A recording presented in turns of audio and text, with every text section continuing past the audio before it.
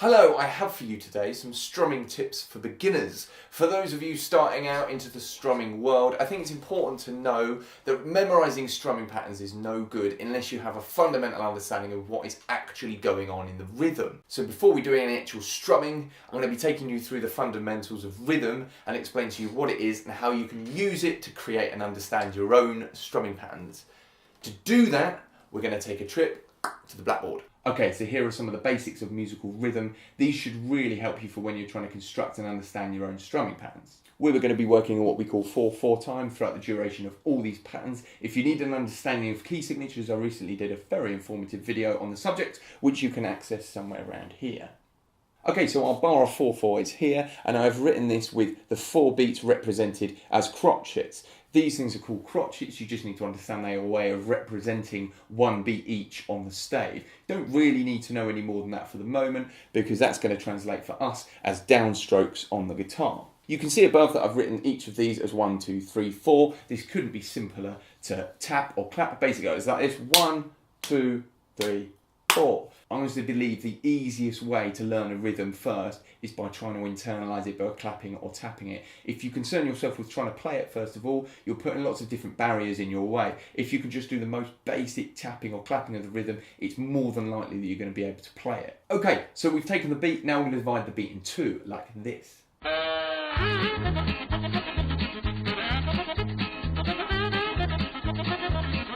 Okay, so I've just taken each beat and divided it in two, and for the means of using correct musical terminology, these are called quavers. Quavers look like this, where they are joined together with a little beam. Again, you don't need to worry too much about what that means, but you can see that each beat is divided in two by using and 1, and 2, and 3, and 4, and etc.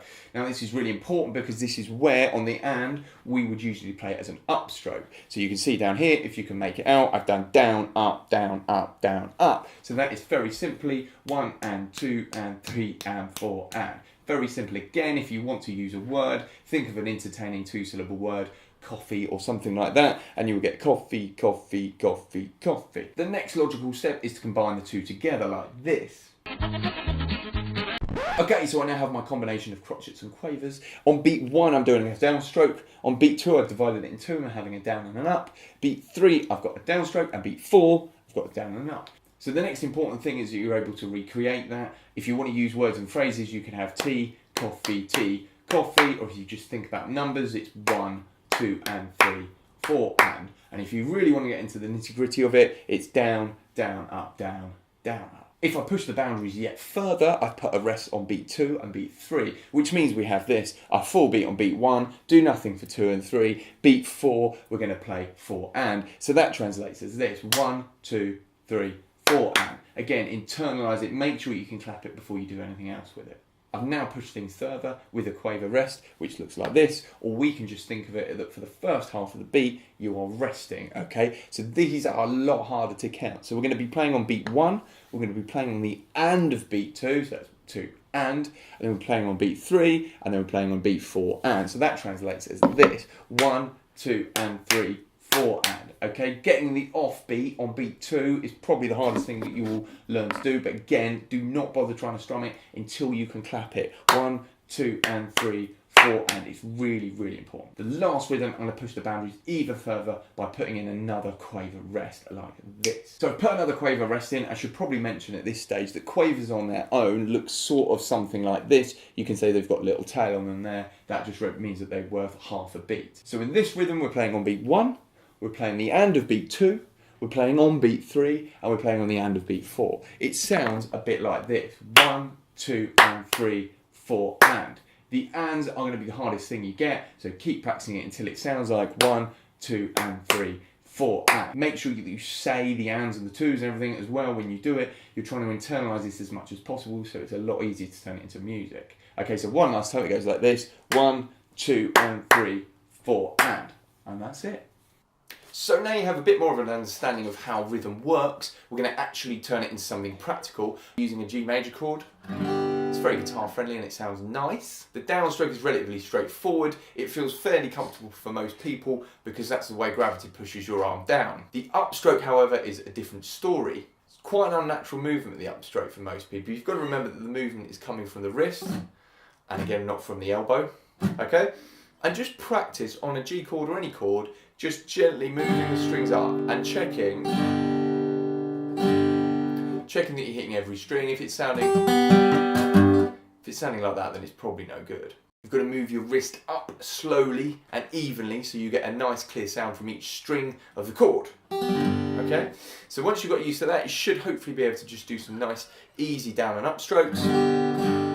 Okay? In terms of rhythm, you want to make sure that they both sound quite even. If you're getting... that's no good. You've got to try and even those strokes out as much as you can, guys, because all the stuff we're going to do about dividing the beat up relies on the fact that the beats are nice and even. As a rough guide, try to keep your fingers kind of roughly in the sound hole when you're strumming, so you're not too far over here and you're not too far over here. So our first rhythm, guys, is just 4 crotchets, 4 downstrokes. Sounds like this. 1, 2, 3, 4. Okay, that's nice and simple. Get used to doing that, keep it even, and then you can move on. The next rhythm I want you to try is we're going to divide the beat in 2, as I discussed over there, and we can call them quavers, or I quite like to count them as 1 and 2 and 3 and 4, and like this. 1 and 2 and 3 and 4 and. Okay? That should be consecutive down and up strokes all the way through. Keep going with that until you feel comfortable. The next pattern is a combination of crotchets and quavers. 1, 2 and 3 and 4.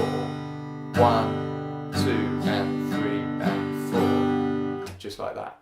Now we're going to introduce a crotchet rest on beat 2. So beat 1 is going to be a crotchet, beat 2 is going to be a crotchet rest, beat 3 is going to be 2 quavers, and beat 4 is going to be a crotchet. So it goes something like this. 1, rest, 3 and 4.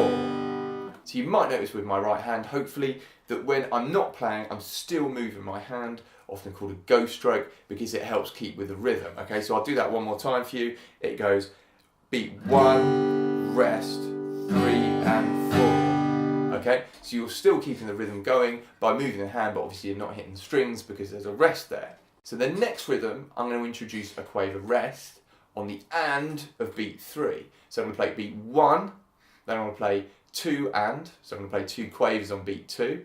Then for beat 3, I'm going to rest for the first half of the beat, then I'm going to come with an upstroke on the and then I'm going to just play a crotchet on beat 4. So if I break that down slowly, we get 1, 2 and 3 and 4. Okay, and again, 1, 2 and 3 and 4. If I speed that up,